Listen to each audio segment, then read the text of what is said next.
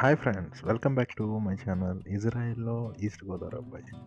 So ఈరోజు జెరూసలేంలో ఉన్న మెమోరియల్ గ్రౌండ్, దీన్నే ఎయిర్ ఫోర్స్ మౌంటైన్ అని కూడా అంటారు. సో ఈరోజు ఆ ఎయిర్ ఫోర్స్ మౌంటైన్ మీదకి వెళ్ళి అక్కడి నుంచి జెరూసలేం వ్యూ ఎలా ఉన్నదనేది మీకు చూపిస్తాను. అండ్ 1948లో జరిగిన ఇండిపెండెన్స్ వార్ డీటెయిల్స్ కూడా మీకు ఎక్స్ప్లెయిన్ చేస్తాను. Okay, stay tune. సో మన జర్నీ అయితే స్టార్ట్ చేశాను. సో ఈ రోడ్స్ అన్నీ కూడా ఈ కొండని కట్ చేసి వేసిన రోడ్స్ ఇవన్నీ కూడా. సో చాలా కేర్ఫుల్గా వెళ్ళాలి వీటి మీద అయితే. సో ఎదురుగా కనిపిస్తున్నాయన్నీ కూడా జెరూసలేంలోని మౌంటైన్స్ ఇవన్నీ. సో ఇవన్నట్లకంటే ఇప్పుడు మనం వెళ్ళేది చాలా స్పెషల్ అన్నమాట.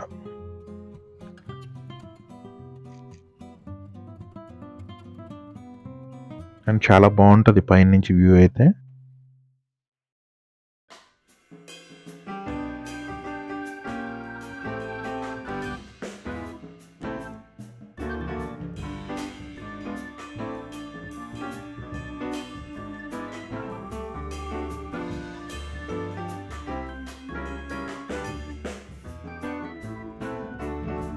అండ్ ఇక్కడ రైట్ సైడ్లో కనిపిస్తున్నవన్నీ కూడా హౌసెస్.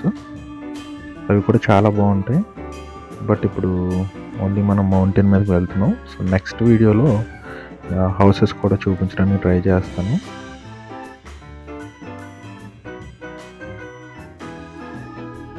ఈ హౌసెస్ అన్నీ కూడా మౌంటైన్ పైన ఉన్న హౌసెస్ అన్నమాట ఇవన్నీ.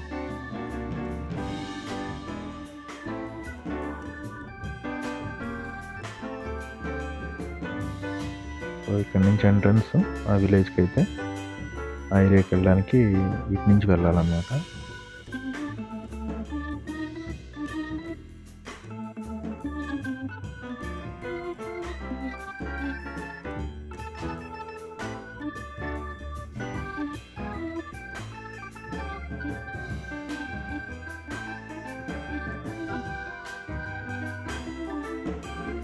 సో మనం పైన మౌంటైన్ వరకు వెళ్ళే వరకు కూడా రోడ్కి అటు ఇటు కూడా రెండు వైపులా ఆలివ్ చెట్లు ఎక్కువగా ఉంటాయి. ఇక్కడ బ్లాక్ ఆలివ్స్ చాలా ఎక్కువ ఉంటాయి. ఇదంతా కూడా ప్లాంటెడ్ ఫారెస్ట్.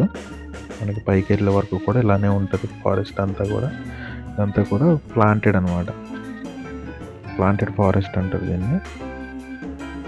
అండ్ వ్యూ అయితే చాలా బాగుంటుంది. రోడ్ కానీ పైనుంచి జెరూసలేం వ్యూ అయితే చాలా బాగుంటుంది.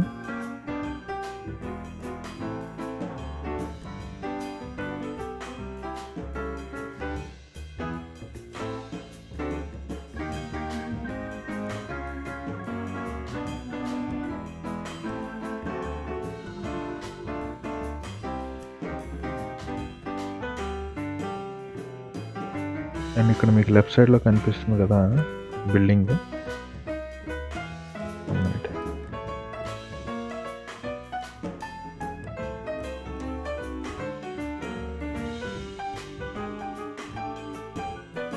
ఇది కూడా ఒక మౌంటైన్. ఏదైతే మీరు లెఫ్ట్ సైడ్లో చూసారో ఈ బిల్డింగ్ చాలా పెద్ద బిల్డింగ్. ఇది హాస్పిటల్ అన్నమాట. జెరూసలేంలోనే బిగ్గెస్ట్ హాస్పిటల్ ఇది. ఈ హాస్పిటల్ పేరు వచ్చేసి హదాసా ఎన్ కరీం అంటారు. సో ఏరియా వచ్చేసి ఎన్ కరీం, హాస్పిటల్ పేరు హదాసా. సో చుట్టూ కూడా చాలా బాగుంటుంది హాస్పిటల్ చుట్టూ కూడా. సో ఈ హాస్పిటల్ చాలా హైట్లో ఉంది. ఈ హైట్కి దాటి వెళ్తాం మనం. ఈ హాస్పిటల్ హైట్ దాటి ఇంకా పైకి వెళ్తాం అన్నమాట. సో మనం వెళ్ళవలసిన ప్లేస్ డిస్క్రిప్షన్లో మెన్షన్ చేస్తాను. సో అలా ఇజ్రాయిల్లో ఉన్న వాళ్ళు ఎవరైనా విజిట్ చేయాలనుకుంటే కనుక సో ఆ లొకేషన్ ఫాలో అయిపోతే సరిపోతుంది.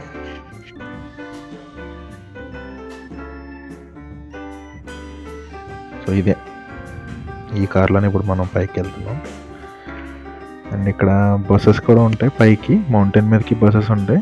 ప్లస్ ఇప్పుడు ఈ బస్ అయితే కనుక ఇప్పుడు నేను ఈ మౌంటైన్ వ్యూ పోస్ట్ రిలీజ్ చేసి చాలా రోజులైంది, బట్ ఎడిటింగ్ లో చాలా లేట్ కూడా మౌంటైన్ మీద కూడా బస్సెస్ ఓపెన్ చేశాను కదా ఛానల్.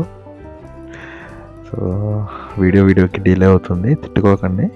సో ఇంకా మంచి మంచి వీడియోలు చూపించడానికి ట్రై చేస్తాను. మౌంటైన్ లొకేషన్ అయితే హోలీ ప్లేసెస్, చర్చెస్.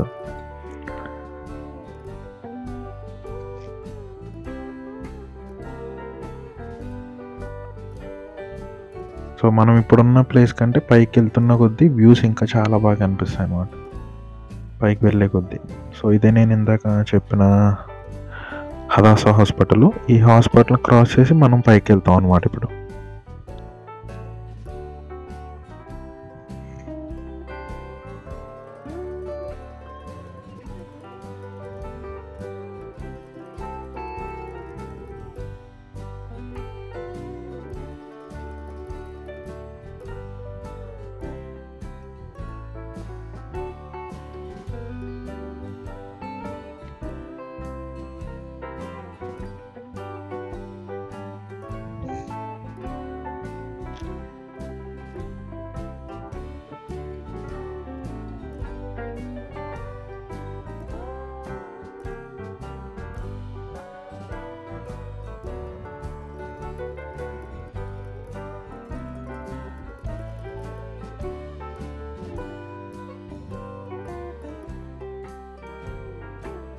నార్మల్గా ఎక్కడైనా మౌంటైన్ మీదకి రోడ్స్ ఏమన్నా ఉంటే కనుక నార్మల్గా మౌంటైన్ చుట్టూరు ఉంటాయి, రౌండ్గా ఉంటాయి. బట్ ఇదైతే అలా లేదు. ఈ రోడ్స్ అన్నీ కూడా మౌంటైన్కి ఒక్క సైడ్ నుంచే జిగ్ జాగ్ టైప్లో చేశారనమాట రోడ్స్ అన్నీ. సో దానివల్ల రోడ్డు మీద వెళ్తున్నప్పుడు వ్యూస్ అయితే చాలా బాగా కనిపిస్తున్నాయి. అండ్ మనం ఏ మౌంటైన్ మీదకి వెళ్తున్నాం ఆ మౌంటైన్ ప్లస్ పక్కన ఉన్న మౌంటైన్ వ్యూస్ కూడా పైనుంచి చూడడానికి చాలా బాగుందన్నమాట. అండ్ పైన అయితే ఫోటో సెషన్కి చాలా బాగుంటుంది మౌంటైన్ పైన అయితే.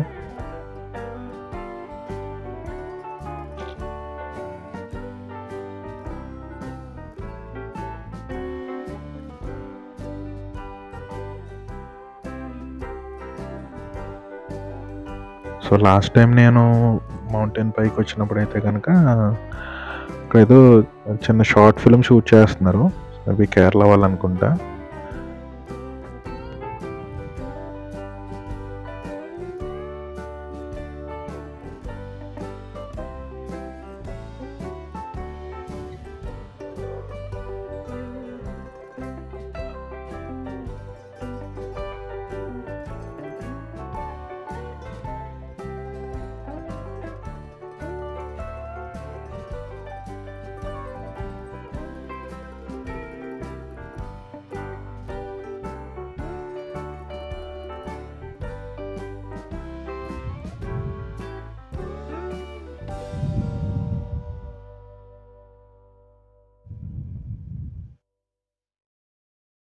సో ఇలా ఈ మౌంటైన్ మీదకి డ్రైవ్ చేస్తుంటే చాలా బాగుంది.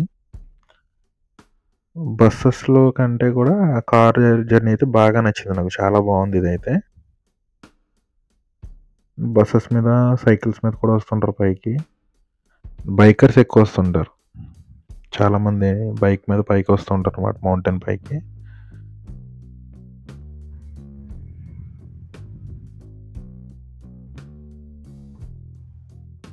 సో ఇప్పుడు నేను వెళ్తున్న టైం అయితే కనుక 11:20 టైం ఇది. సో ఈవినింగ్ టైం అయితే కనుక చాలా క్రౌడీగా ఉంటుంది, ఈ రోడ్స్ కానీ మౌంటైన్ కానీ చాలా ఎక్కువ మంది వస్తారు ఆ టైంలో. బట్ నేను ఇప్పుడు వస్తున్నాను 11:20 టైంలో నేను వెళ్తున్నాను అనమాట పైకి.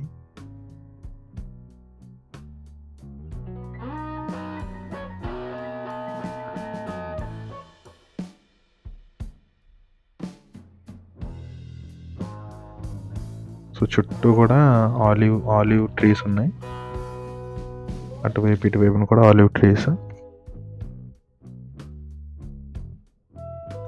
అండ్ ఆల్మండ్ కూడా ఉంటుంది ఇక్కడ, ఎక్కువ శాతం ఆల్మండ్ ట్రీస్ ఎక్కువ ఉంటాయి.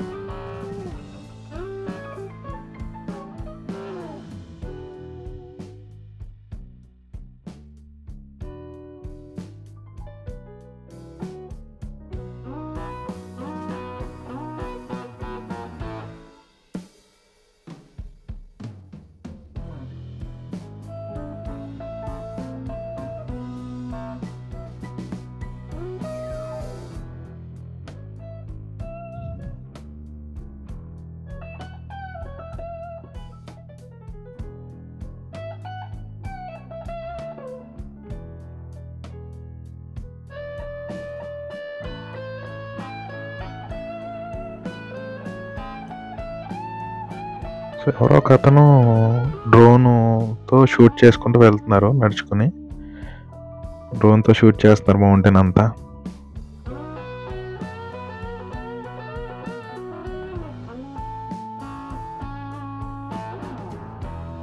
ఈ బాబాయ్ అయితే చాలా స్లో డ్రైవ్ చేస్తున్నాడు.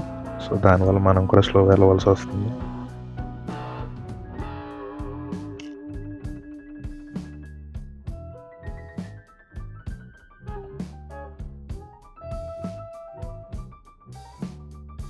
సో రైట్ సైడ్లో మీకు కనిపిస్తుంది కదా, ఇదంతా కూడా మౌంటైన్. దాన్ని కట్ చేశారనమాట రోడ్ కోసం. సో చాలా నీట్గా ఉంది, అది కూడా కట్ చేసింది కూడా చాలా నీట్గా ఉందన్నమాట.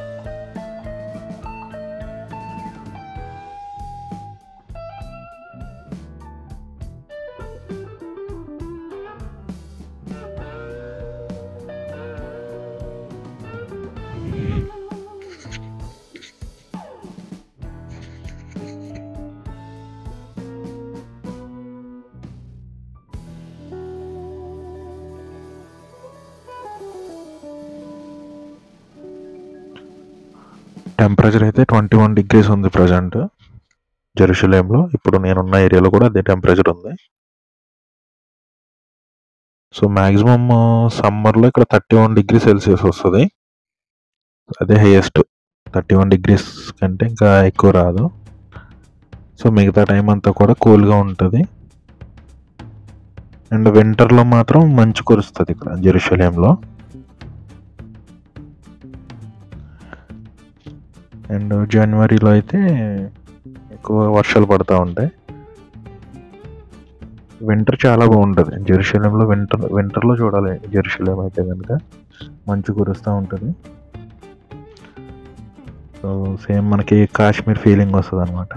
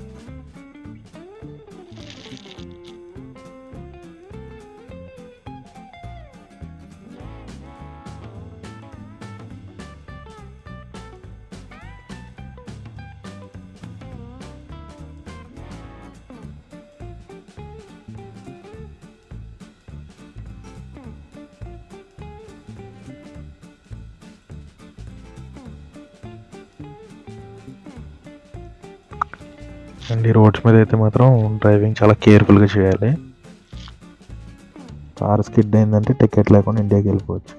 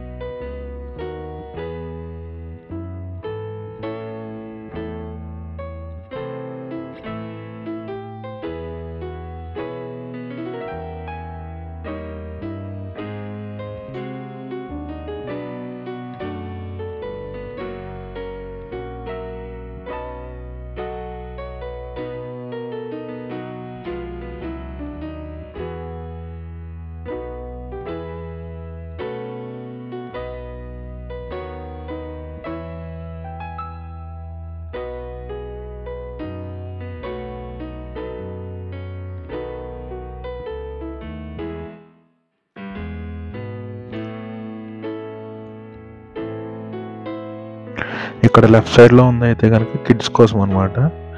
సో కిడ్స్ ఆడుకోవడానికి ఇంకా చాలా ఉన్నాయి. సో బట్ ఇప్పుడు మనకి టైం తక్కువ ఉంది, డ్యూరేషన్ ఎక్కువ అయిపోద్ది ఇవన్నీ చూపిస్తే.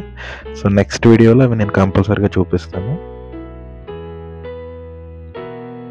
సో నెక్స్ట్ వ్లాగ్లో అవి చూపించడానికి ట్రై చేస్తాను. సో ఈరోజు స్కూల్ పిల్లలు ఎక్కువ వచ్చినట్టున్నారు. స్కూల్ బస్సెస్ కూడా చాలా ఉన్నాయి ఇక్కడైతే.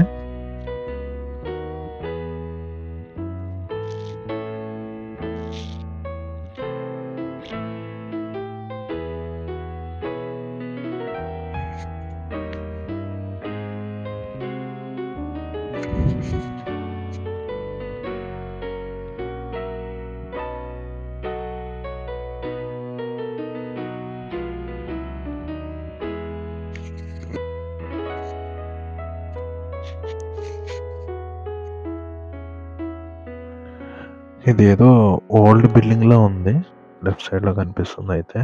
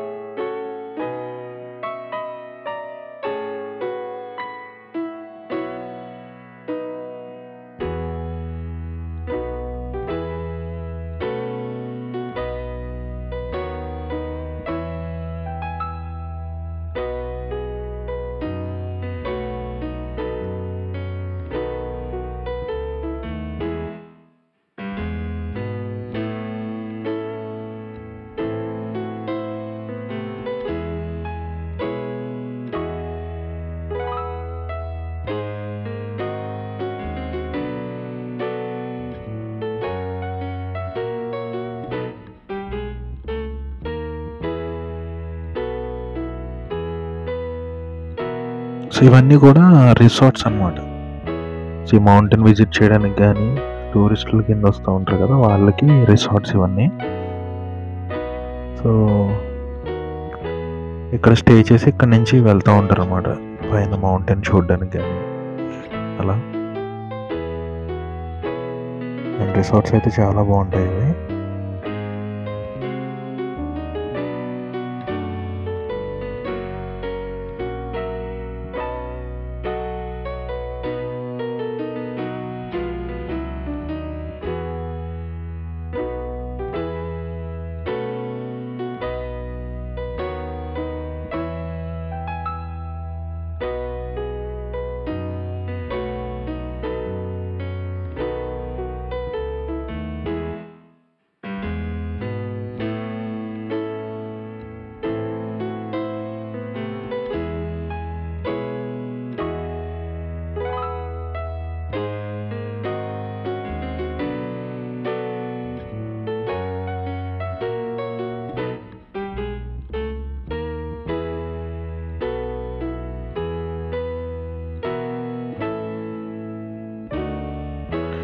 ఆ రిసార్ట్స్ అంటే ఇక్కడ ఇండివిజువల్ హౌసెస్లో ఇచ్చేస్తారు అనమాట. అంటే సింగిల్ బెడ్రూమ్, డబుల్ బెడ్రూమ్ టైప్లో ఇస్తారు ఇక్కడ రిసార్ట్ అంటే.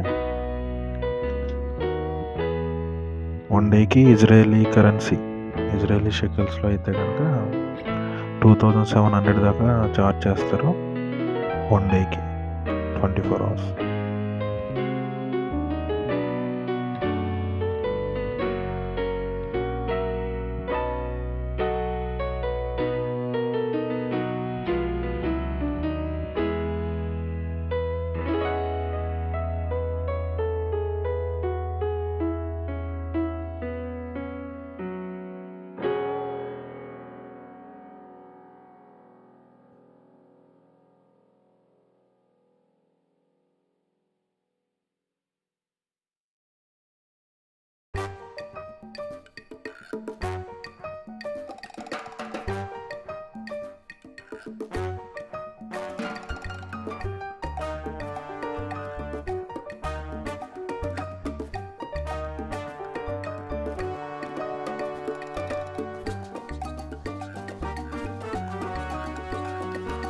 ఇక్కడ రైట్ సైడ్లో ఉన్నది వచ్చేసి బస్ స్టాండ్ అనమాట.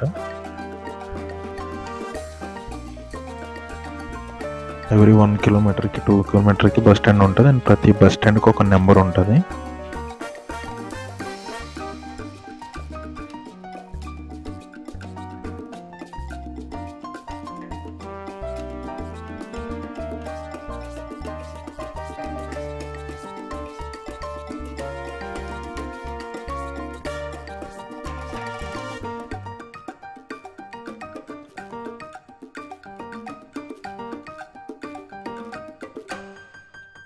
ఇది కూడా చాలా ఓల్డ్ బిల్డింగ్లో ఉంది బయట నుంచి అయితే, బట్ లోపలికి వెళ్ళడానికి యాక్సెస్ లేదు దానికి.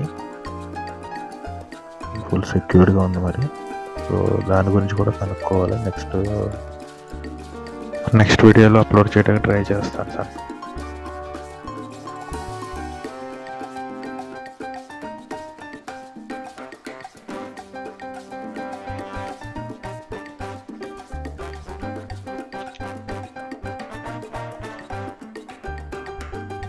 సో రోడ్ వ్యూ అయితే చాలా బాగుంది ఇది ఇక్కడ నుంచి.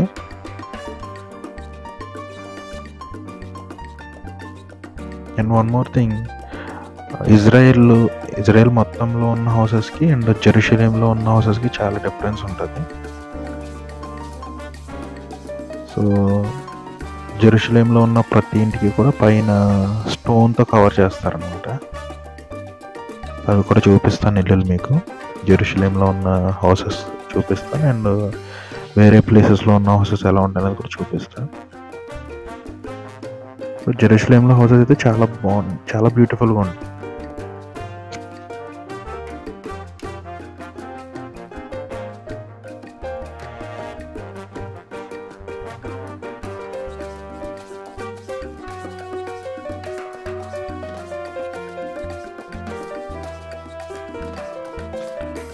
అండ్ ఇజ్రాయెల్లో వాటర్ కూడా లిమిటెడ్ అనమాట.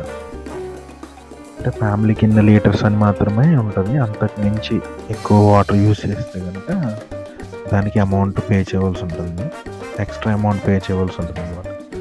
సో మినిమం లీటర్స్ ఇస్తారు. ఆ లీటర్స్ దాటి యూజ్ చేస్తే కనుక లీటర్ కాస్ట్ మారిపోతుంది.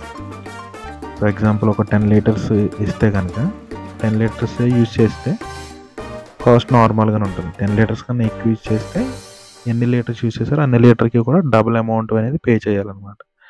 సో అందుకే వాటర్ కూడా చాలా పొదుపుగా వాడతారు ఇక్కడ.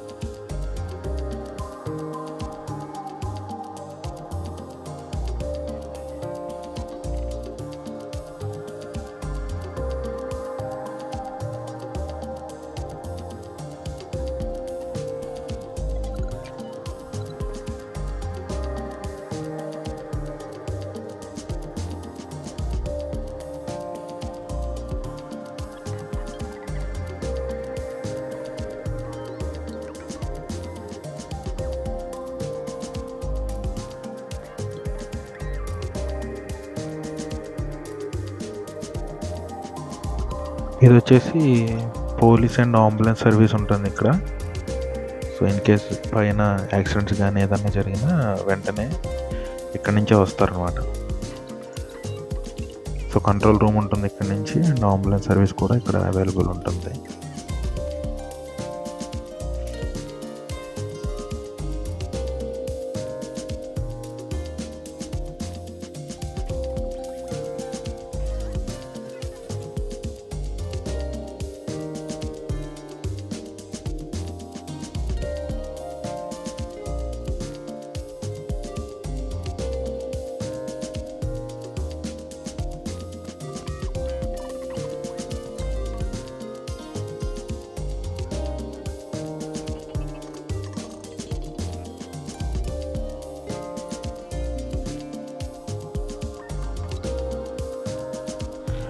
టూరిస్ట్ వీసా మీద వచ్చిన అండ్ ఇజ్రాయెల్లో వర్క్ చేయడానికి వచ్చిన ఎవరైనా కానీ ఇజ్రాయెల్లో ఎక్కడ వర్క్ చేస్తున్నా జెరూసలేం కంపల్సరీగా వస్తారు. జెరూసలేం కంపల్సరీగా విజిట్ చేస్తారు. హోలీ ప్లేసెస్ చూడడానికైనా అండ్ ఇక్కడ ఉన్న బ్యూటిఫుల్ ప్లేసెస్ కానీ ఇవి చూడడానికి కంపల్సరీగా జెరూసలేం అనేది కంపల్సరీగా వస్తారు ఎవరైనా కానీ. సో జెరూసలేంకి అంత క్రేజ్ ఉంది. సో బయట కంట్రీ నుంచి వచ్చిన వాళ్ళు కూడా జెరూసలేం కంపల్సరీగా విజిట్ చేస్తారు.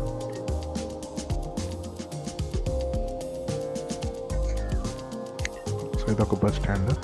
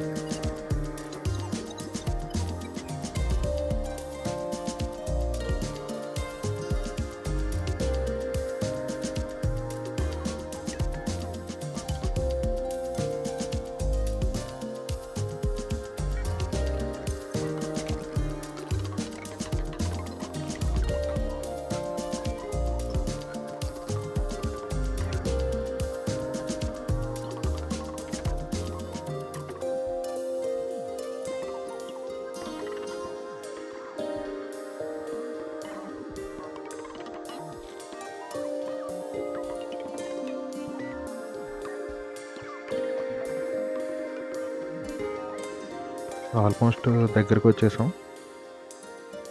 ఎయిర్ ఫోర్స్ మౌంటైన్ పై దాకా అయితే వచ్చేసాం ఇప్పుడు.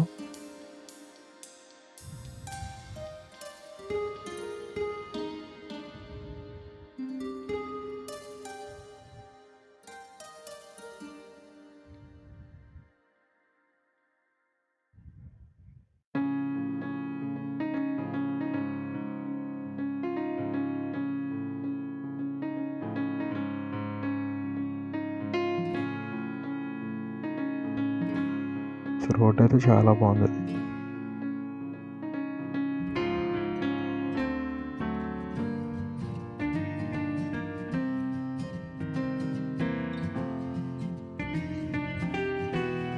సో ఈ రైట్ సైడ్లో ఒక రోడ్ ఉంది కదా, ఈ రోడ్ వచ్చేసి ఎయిర్ ఫోర్స్ ట్రైనింగ్ జరుగుతుంది అనమాట. ఎయిర్ ఫోర్స్లో ఎవరైనా జాబ్ చేయాలనుకునే వాళ్ళకి ట్రైనింగ్ ఇక్కడి నుంచే ఇస్తారు. సో ఇప్పుడు మనం వచ్చేది లెఫ్ట్ సైడ్ వస్తున్నాం. మనం రైట్ సైడ్కి వెళ్తే ఎయిర్ ఫోర్స్ ట్రైనింగ్ అవుతుంది అన్నమాట. అక్కడ హెలికాప్టర్స్ కానీ చాక్లెట్ ఫ్లైట్స్ చాలా ఉంటాయి అవన్నీ. సో అవి కూడా నెక్స్ట్ వీడియోలో కవర్ చేయడానికి ట్రై చేస్తాను. బట్ అథారిటీ పర్మిషన్స్ తీసుకోవాలి అది షూట్ చేయడానికి అయితే. సో ఇజ్రాయెల్ అన్ని ప్లేసెస్ షూట్ చేయడానికి పర్మిషన్స్ ఉండవు. కొన్ని ప్లేసెస్ మాత్రమే తీయడానికి ఉంటుంది. అది అండ్ యూట్యూబ్లో కానీ వేరే సోషల్ మీడియాలో అప్లోడ్ చేయడానికి ఉంటుంది అనమాట. సో ప్రతిదీ కూడా మనం ఫస్ట్ పర్మిషన్ తీసుకునే చేయాలి. సో మిగతా కంట్రీస్ లాగా ఉండదు ఈ కంట్రీకి అయితే. సో పైకి వచ్చేసాం ఆల్రెడీ మనం.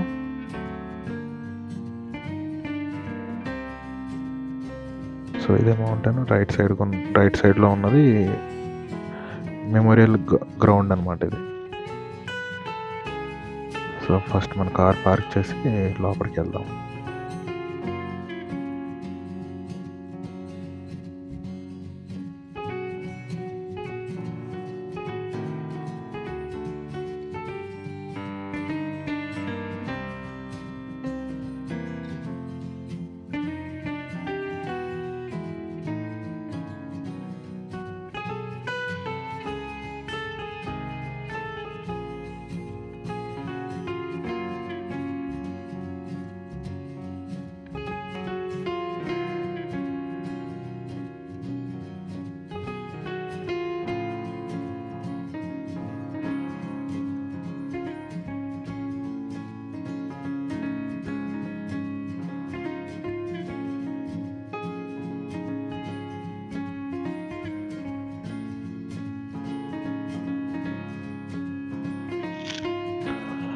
కనిపిస్తున్నవన్నీ కూడా ఆపోజిట్ మౌంటైన్ మీద ఉన్న బిల్డింగ్స్ అన్నమాట.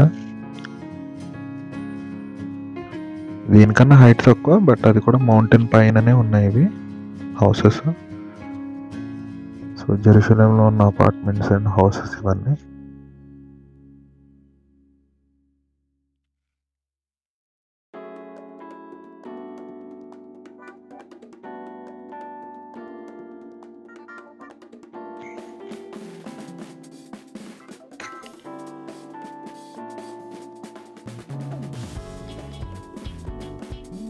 సో చాలా బాగున్నాయి హౌసెస్ అయితే ఇవి పైనుంచి చూస్తుంటే మాత్రం.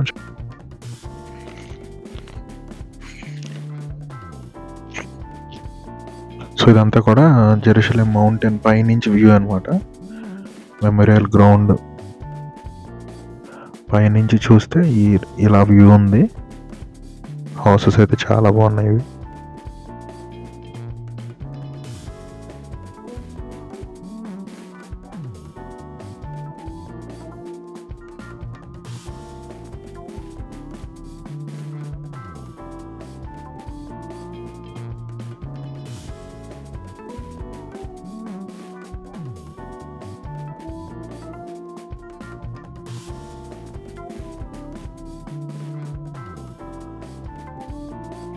సో ఇక్కడ కనిపిస్తున్న టవర్ వచ్చేసి అబ్జర్వేషన్ టవర్ అనమాట ఇది. సో ఏవైతే అక్కడ ఉన్న అరబిక్ కమ్యూనిటీస్ హౌసెస్ ఉన్నాయో వాటన్నిటిని కూడా అబ్జర్వ్ చేసే టవర్ అనమాట అది. సో అదంతా కూడా సిస్టమ్ మీద ఆపరేట్ అవుతుంది. సో వాళ్ళని అబ్జర్వ్ చేస్తూ ఉంటుంది అనమాట. సో ఎప్పటికప్పుడు అప్డేట్ ఇస్తూ ఉంటుంది అది.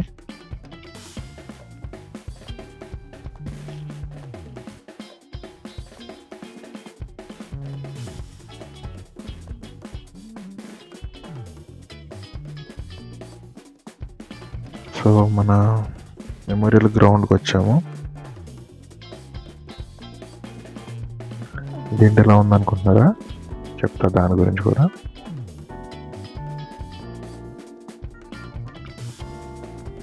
ఇది 1949లో ఇక్కడ తీసుకొచ్చి పెట్టారనమాట మెమోరియల్ గ్రౌండ్లో. 1949 డిసెంబర్లో పెట్టారు.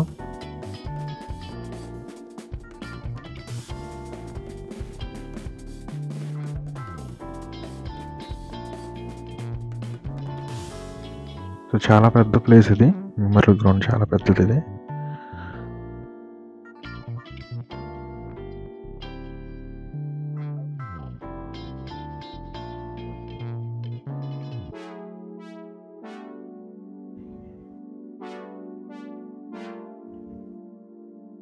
ఫ్లవర్స్ కూడా చాలా ఉన్నాయి. ఈ మెమోరియల్ గ్రౌండ్ మొత్తం మంచి మంచి కలర్ ఫ్లవర్స్ ఉన్నాయి. మౌంటైన్ పైన అయినా కూడా చాలా కలర్ఫుల్గా ఉంది పైన. సో లాస్ట్ టైం అయితే కనుక ఇక్కడ షార్ట్ ఫిల్మ్ షూట్ చేస్తున్నారు అనమాట వేరే వాళ్ళు. సో ఇది ఎంట్రన్స్, ఇది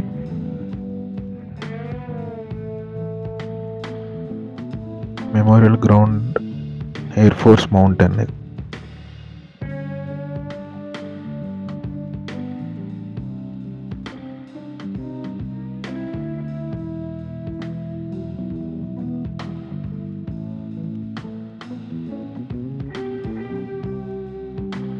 ఈ గ్రౌండ్ మొత్తం షూట్ చేయాలంటే ఇంకొక 1 hour వీడియో ఉంటుంది అది.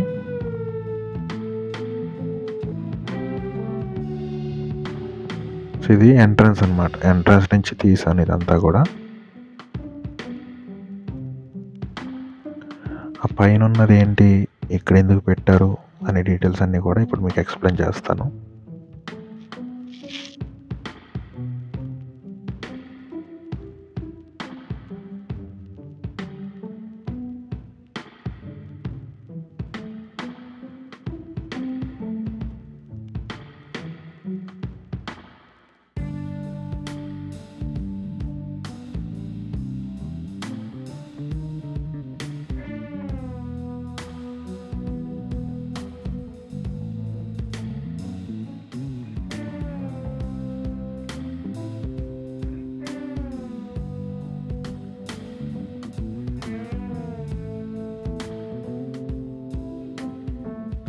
సో దీనికి ఆపోజిట్లోనే ఒక సిస్టమ్ ఉంటుంది అనమాట. అది సోలార్ మీద బేస్ అయ్యి రన్ అవుతుంది. సో అక్కడ హిబ్రూ అండ్ ఇంగ్లీష్ ఉంటుంది. సో మనకు నచ్చిన లాంగ్వేజ్ సెలెక్ట్ చేసుకోవచ్చు. ఈ మౌంటైన్ గురించి చెప్తుంది అనమాట మనకి. Welcome to Harat HaYasim, Pilot's Mountain, the central memorial site for the fallen soldiers of the Israeli Air Force.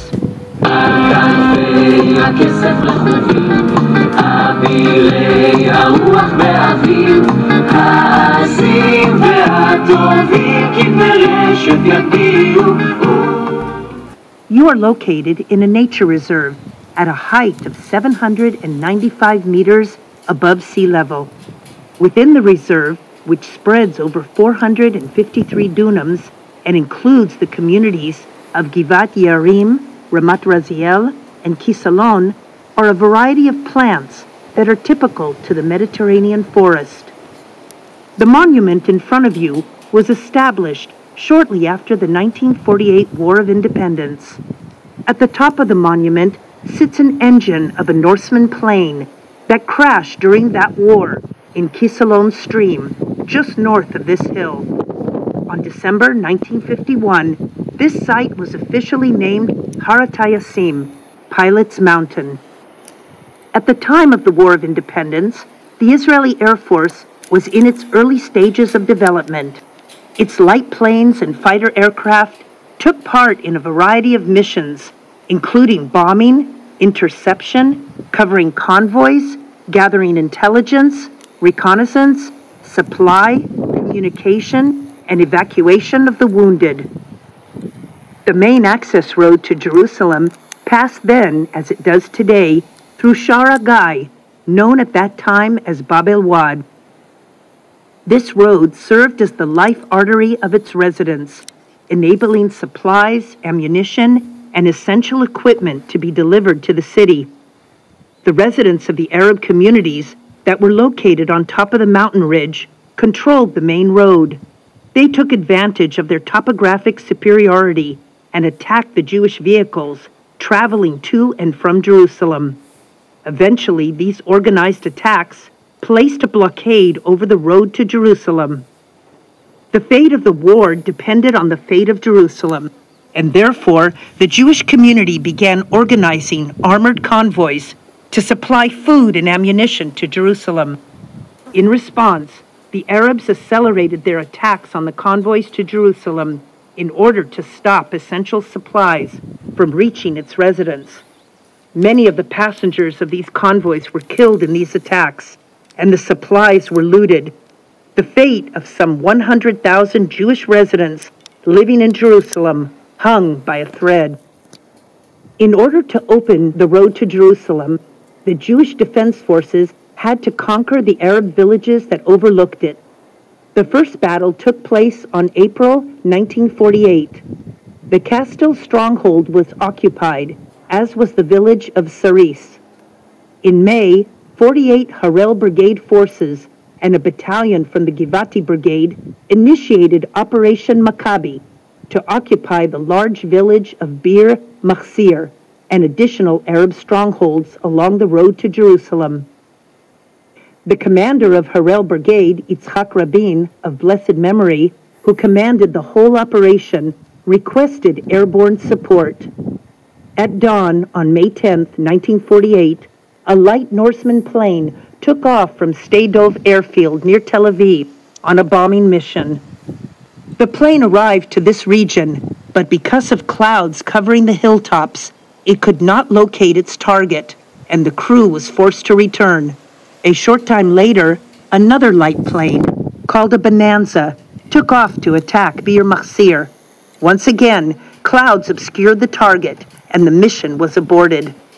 The third attempt to attack took place in the early morning hours. A Norseman plane took off from Sde-Dov and flew eastwards. The crew reached its destination and established radio contact with the command of the Harel Brigade. Its last message was, "We see the target and are attacking." Immediately after, the plane went into a nosedive and crashed to the bottom of El Jabba Hill, where Givat Yarim is today. The 6 crewmen in the Norseman were all killed. The reason for the crash remains a mystery even today. The remains of the plane and the bodies of the crewmen were found in September 1948 after the region was liberated and the road to Jerusalem was reopened. The bodies of the fallen were buried by Arabs in a cave north of Deir Ammar, where Itanim is today. They were brought for burial in a brother's grave in Kiryat Anavim. The engine of the plane and its propeller, found in Kisalon Stream, were moved to this hilltop to become part of the IAF monument. From 1949, this memorial site became the central commemoration site for the fallen of the Israeli Air Force. The Air Force honors the memory of its fallen in an annual ceremony that takes place during Memorial Day for the fallen in the IDF. Participating in the ceremony are commanders, soldiers, brothers in arms, and the bereaved families. The dedication of the Norseman crew to complete their mission during the war stands as a central value of the Israeli Air Force, on which generations of soldiers have been and continue to be educated. Since the War of Independence, the Israeli Air Force became the strategic arm of the State of Israel.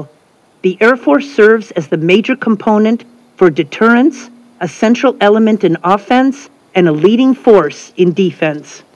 The Israeli Air Force, together with the Army and the Navy, has fought in all of Israel's wars and in routine security operations.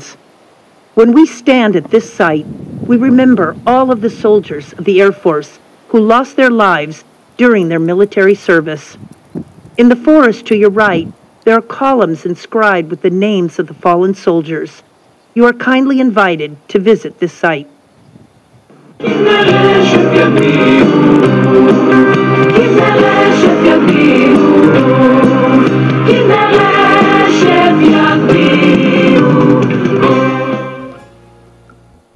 So ఇప్పుడు మనం ఉన్నది air force mountain memorial గ్రౌండ్లో ఉన్నాము. So మన ఎదురుగా కనిపిస్తున్నది propeller, అంటే ఇది nose wing aircraft engine అన్నమాట. సో ఎప్పుడైతే 1947లో వార్ జరిగిందో, ఇండిపెండెన్స్ వార్ జరిగినప్పుడు ఆ వార్లో క్రాష్ అయిందనమాట ఈ ఫ్లైట్. సో ఇప్పుడు ఉన్న ప్లేస్ నుంచి నార్త్ సైడ్ ఉన్న మౌంటైన్ మీద ఈ ఫ్లైట్ అనేది క్రాష్ అవ్వడం జరిగింది 1948లో. సో ఇప్పుడు మనమున్న మౌంటైన్ హైట్ వచ్చేసి 795 మీటర్లు, సముద్ర మట్టం నుంచి 795 మీటర్ల హైట్లో ఉన్నాము ఇప్పుడు మనం. సో ఈ పైన ఇది ఫ్లైట్ క్రాష్ అవడంతో సో అక్కడి నుంచి ఇక్కడికి తీసుకొచ్చి దీన్ని ఇక్కడ ఎస్టాబ్లిష్ చేశారు. సో వార్ జరిగింది అయితే 1948లోని, ఇది ఎస్టాబ్లిష్ చేసింది 1949. ఈ ఫ్లైట్ క్రాష్ అయింది 1948 సెప్టెంబర్లో. సో దీన్ని 1949లో ఎస్టాబ్లిష్ చేశారు. సో ఎవ్రీ ఇయర్ కూడా ఈ మౌంటైన్ దగ్గర సో ఎవరైతే చనిపోయారో, ఈ వార్లో చనిపోయిన family members and navy, Israel army and air force అందరూ కూడా ఇక్కడికి ఎవ్రీ ఇయర్ వస్తారు. ఎవ్రీ ఇయర్ ఇక్కడ నివాళులు అర్పించడం జరుగుతుంది. ఈ మెమోరియల్ గ్రౌండ్ అంతా కూడా 5 acres ఉంది పైన. సో ఇప్పుడు మనం చూస్తున్నది ఓన్లీ ఫ్రంట్ నుంచి మాత్రమే.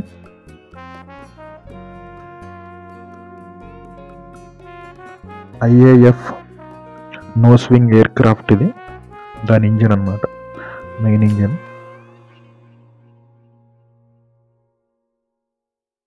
జెరూసలేంలోనే టాప్లో ఉన్నాం మనం.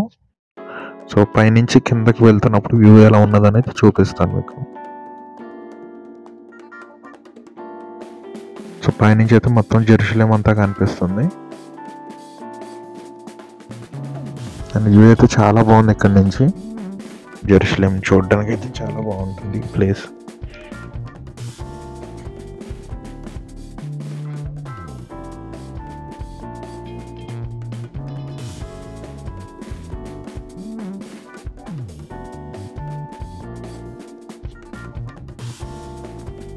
ఏదైతే మనం ఇప్పుడు చూసామో flight, nose wing flight crash అయింది అయితే ఇక్కడే ఈ మౌంటైన్స్ మీద క్రాష్ అయింది, అది నార్త్.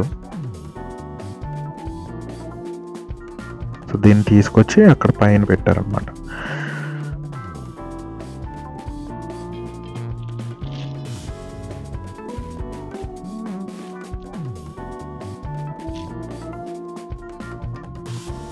కనిపించేవన్నీ కూడా కొండలు.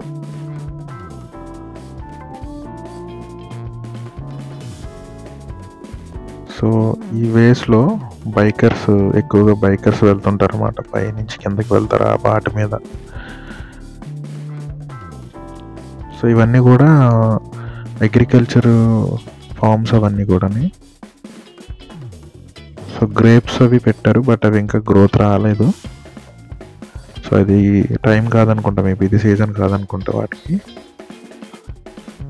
సో ప్లాంటేషన్ అయితే చేసి పెట్టారు అవి.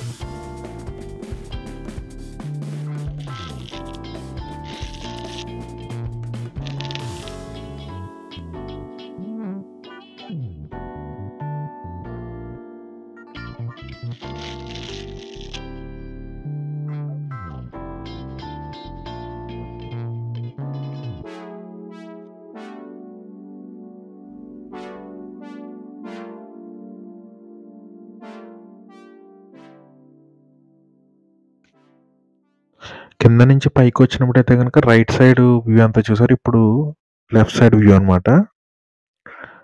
సో పైనుంచి కిందకి వస్తుంటే మొత్తం హౌసెస్ అన్నీ కనిపిస్తున్నాయి. జెరూసలేంలో ఉన్న హౌసెస్ కానీ అపార్ట్మెంట్స్.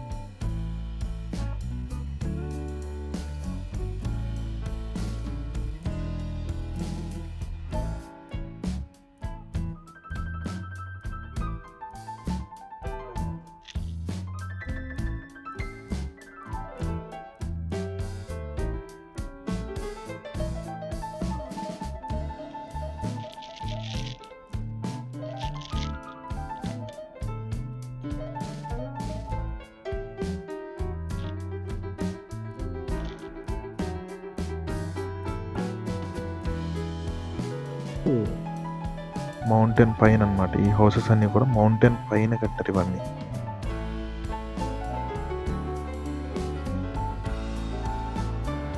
హౌసెస్ అయితే చాలా బాగున్నాయి. ఇక్కడ నేను చూస్తేనే చాలా చాలా బాగా అనిపిస్తున్నాయి అవి.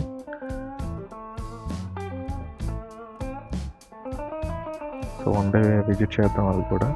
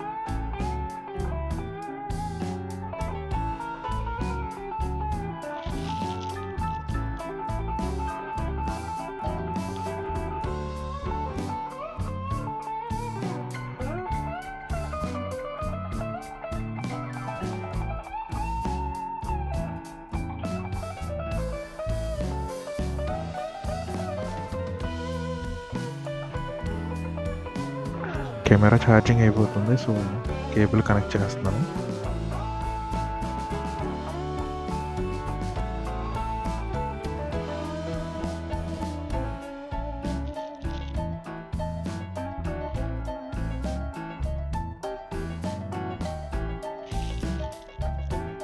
Okay sir, ready.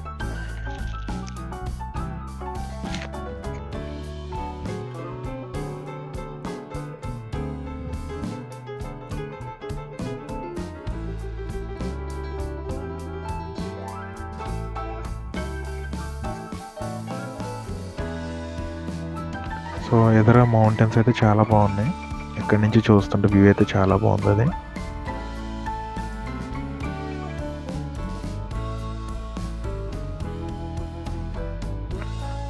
Planted forest అయినా ప్లాంటెడ్ ఫారెస్ట్ అన్న ఫీలింగ్, ఇది న్యాచురల్ ఫారెస్ట్ లానే ఉంది ఇదంతా కూడా.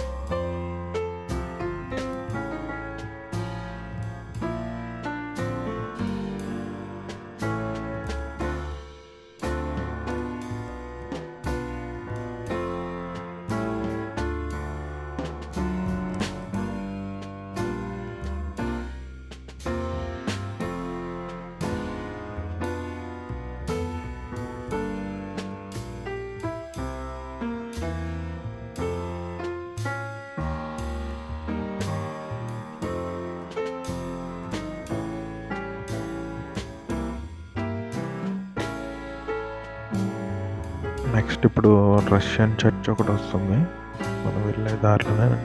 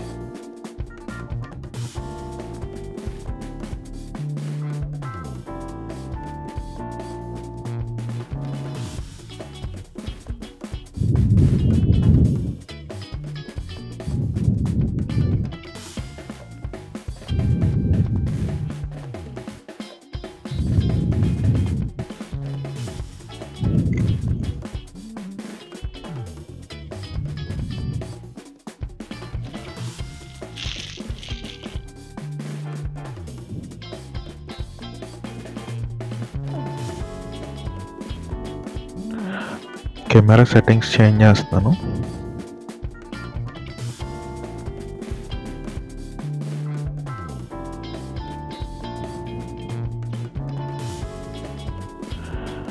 ఓకే, రెడీ అండి నిరంజన్ గారు.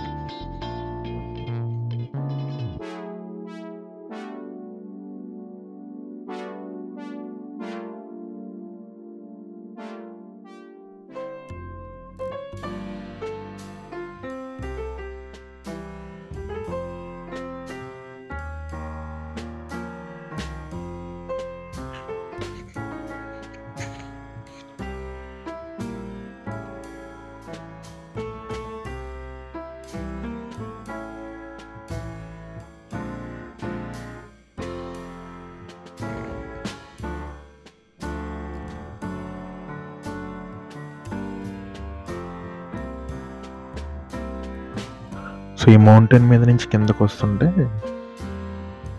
మనకి లెఫ్ట్ సైడ్లో ఒక చర్చ్ కనిపిస్తుంది.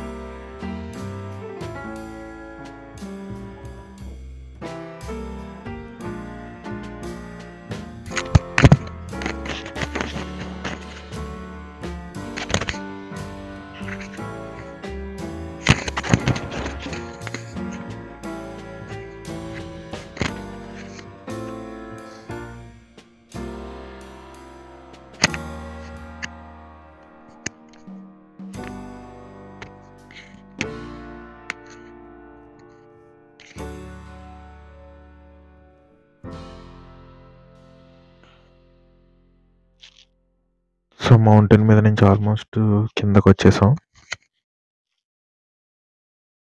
సో వ్యూస్ అయితే ఎలా ఉన్నాయి ఇక్కడ.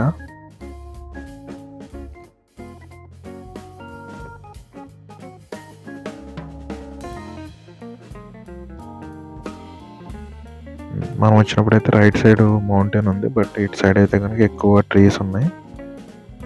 ఎక్కువ ఆలివ్ అండ్ ఆల్మండ్ ట్రీస్ ఎక్కువ ఉన్నాయి ఇక్కడ అయితే. లెఫ్ట్ సైడ్లో ఎక్కువ, రైట్ సైడ్లో ఎక్కువ ఉన్నాయి ఇప్పుడు వస్తున్నప్పుడు అయితే కనుక.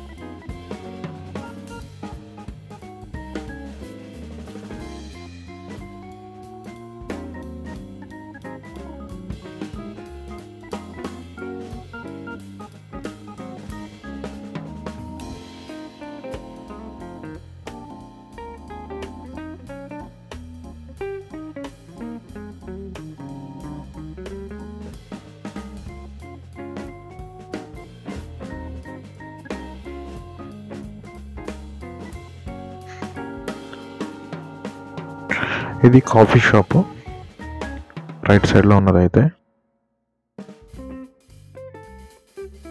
సో బైకర్స్ అందరూ కూడా ఇక్కడ ఆగుతారు కంపల్సరీ.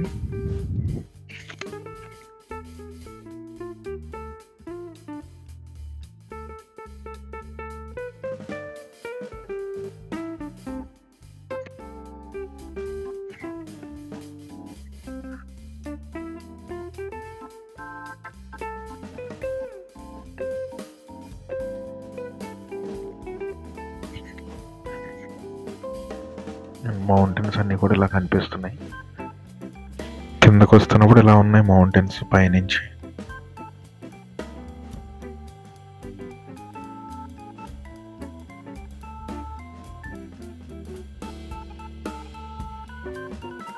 బట్ అన్ని మౌంటైన్స్ మీదకి వెళ్ళడానికి అయితే వీలు లేదు. కొన్నాటికి మాత్రమే రోడ్స్ ఉన్నాయి, మిగతా వాటికి రోడ్స్ లేవు అనమాట. అది ఓన్లీ బైక్స్ మీద వెళ్ళడానికి మాత్రమే అవుతుంది. కార్ మీద అయితే కష్టం. బైక్ మీద కూడా కొంచెం డిఫికల్ట్గా ఉంటుంది రోడ్ అది. సో జస్ట్ అది స్టోన్స్ మీదే డ్రైవ్ చేసుకుని వెళ్ళాలన్నమాట బైక్ కూడా. సో పైనుంచి మీకు చూపించాను కదా, సో అలానే ఉంటాయి రోడ్స్, ఇలా సర్కిల్ టైప్లో ఉంటాయి అన్నమాట. సో దాని మీద బైక్ మీద అయితే వెళ్ళగలుగుతారు.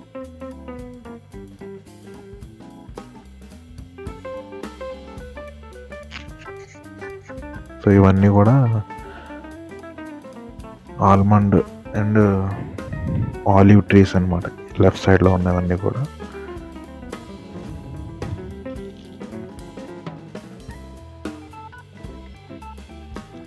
ఫ్లవరింగ్ స్టార్టింగ్ స్టేజ్లో వస్తే కనుక మొత్తం ఆల్మండ్ ట్రీస్ అన్నీ కూడా వైట్ కలర్ ఫ్లవర్స్తో కనిపిస్తాయి.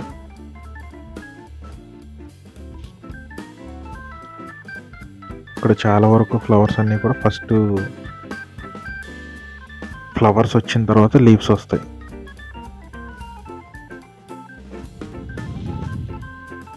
సో ఓన్లీ ఫ్లవర్సే ఉంటాయి అన్నమాట చెట్టుకి. ఫస్ట్ ఓన్లీ ఫ్లవర్స్ తప్ప వేరే లీవ్స్ ఏమి ఉండవు.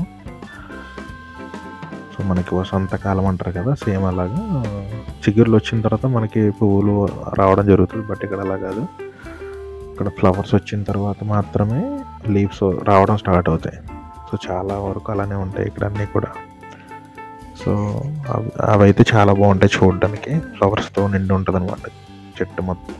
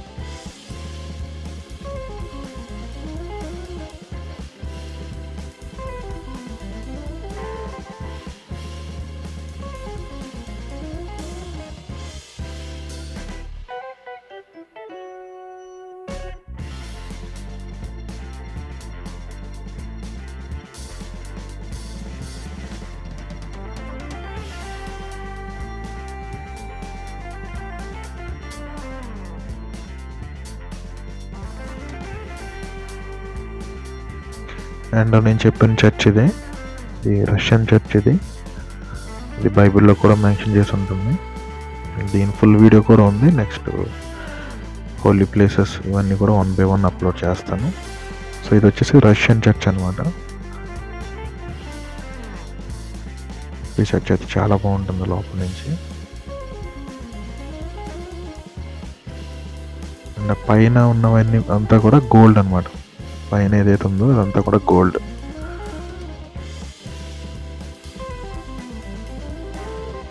అండ్ ఆ వీడియోలో క్లియర్గా ఎక్స్ప్లెయిన్ చేశాను అన్నీ. సో 1 by 1 అప్లోడ్ చేస్తాను. And next western wall video ఒకటి అండ్ ఇది.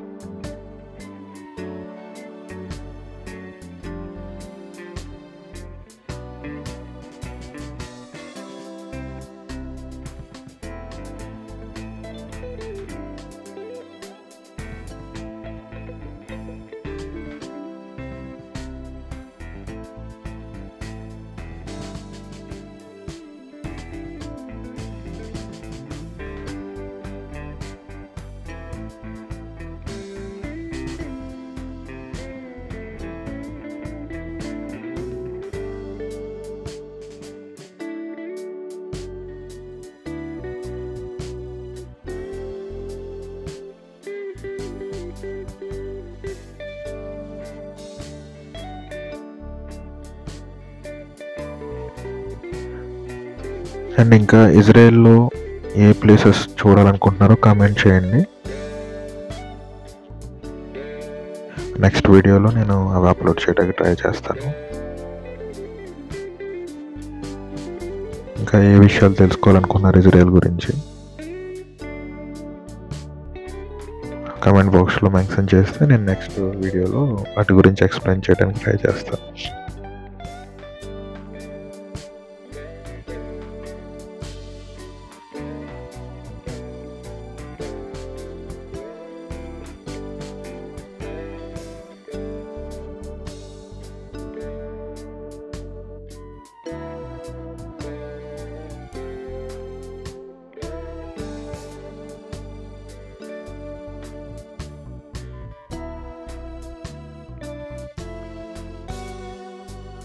ఇక్కడ వరకు వీడియో చూసుంటే కనుక thank you so much all. Have a great time. So మళ్ళీ నెక్స్ట్ వీడియోలో కలుద్దాం. Bye all. ఇజ్రాయెల్లో మీ ఈస్ట్ గోదావరి అబ్బాయి.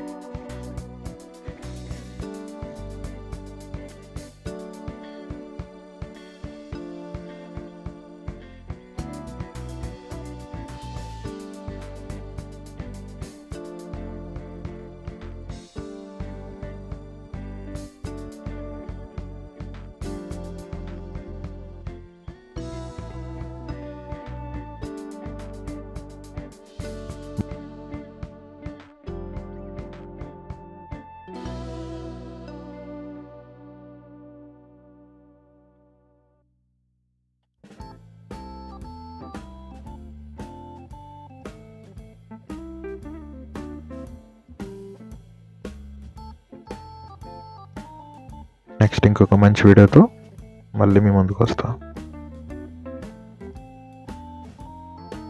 Thank you so much all.